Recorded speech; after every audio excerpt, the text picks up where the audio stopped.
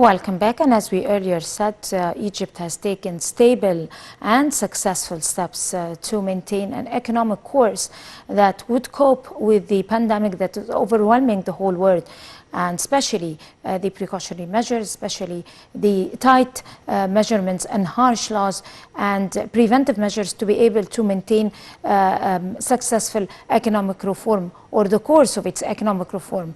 And with us over the phone is Mr. Hany Abo El Fotouh, the economic expert. Good morning, Mr. Abo El Fotouh. Good morning. How are you doing, sir? Fine, thank you very much indeed.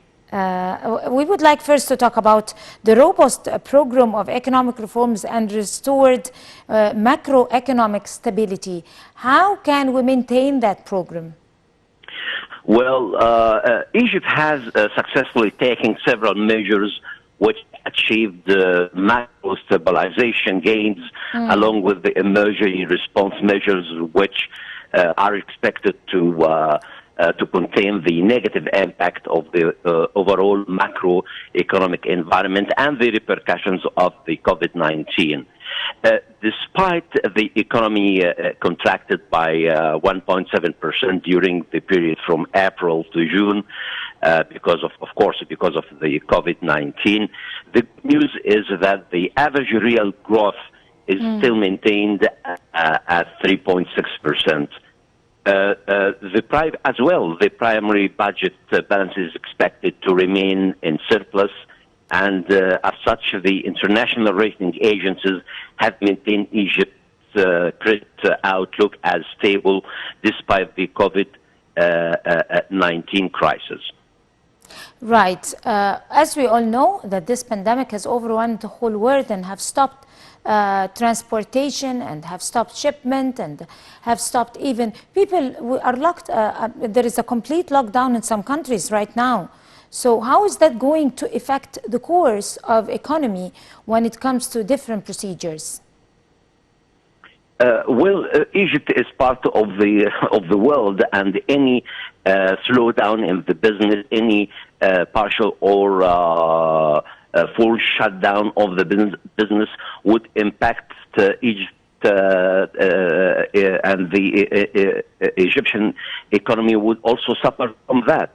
But Egypt, as I told you previously at the outset of the pandemic, has taken several measures, and the government was proactive in doing its exercise, its homework. For example, the government allocated an emergency COVID-19 response package worth £100 billion. Also, the Central Bank of Egypt took several measures to ease the monetary policy, and the government also introduced credit and tax forbearance measures to relieve immediate financial pressures on the average individuals and businesses, including small and medium enterprises. The government has taken several various initiatives, even to help the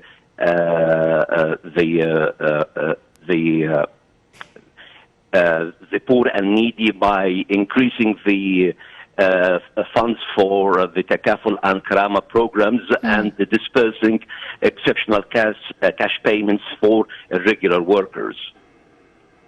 Right. In the process of economic reform program, what exactly are the pillars that help the private sector to contribute in achieving a targeted growth rate and create or provide new job opportunities for the citizens? Well, going forward, for the private sector to expand and to create sufficient employment opportunities, the government actually is planning to take a three-pronged approach, which relies on three pillars, as rightfully said. Probably the first pillar for the government is to sustaining the macroeconomic stability and stability of the overall policies, and strengthening the fiscal and debt arrangement.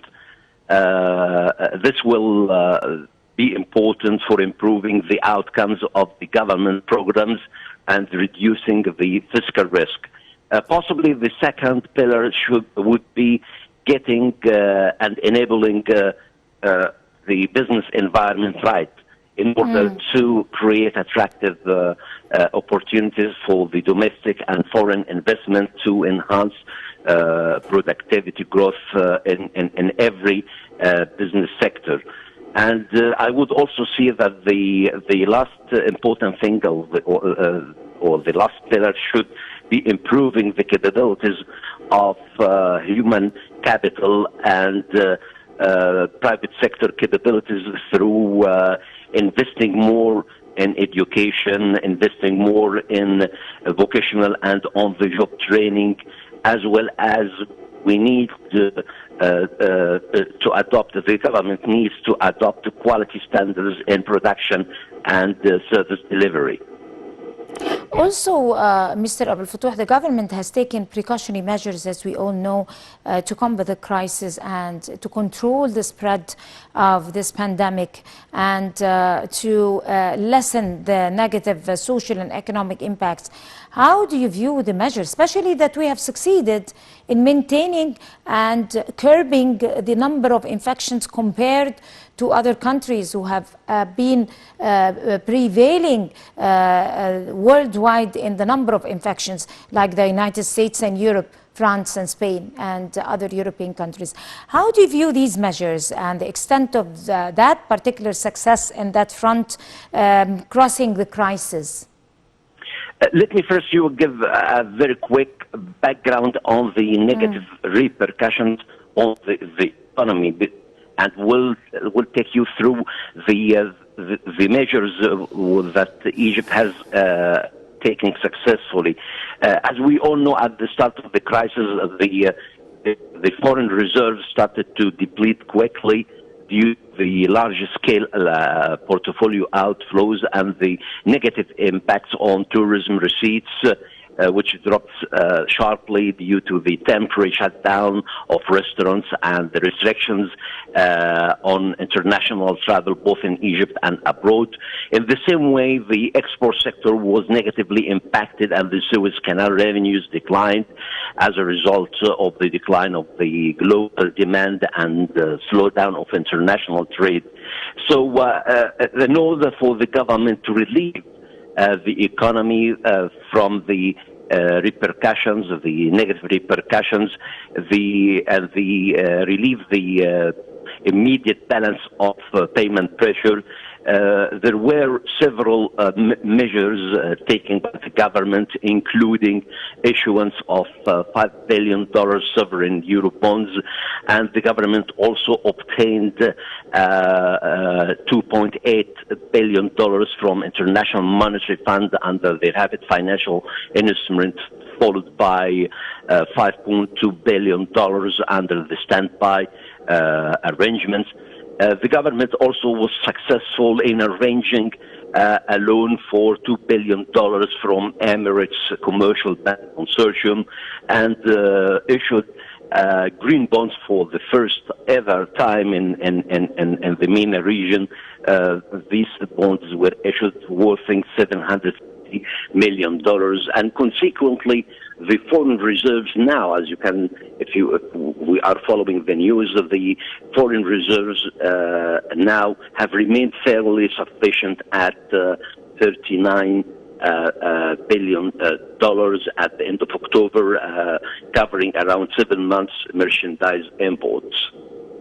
Also, building on the issue of COVID-19 that is prevailing the whole world, that particular pandemic did not at all stop Egypt in continuing its course of establishing its mega project and continuing on it. And President Abdel Fattah al-Sisi is every week inaugurating an infrastructural project or a mega project here, or a housing project, or an industrial project. So if you like to elaborate over that particular thing, because it really distinguishes Egypt among other countries.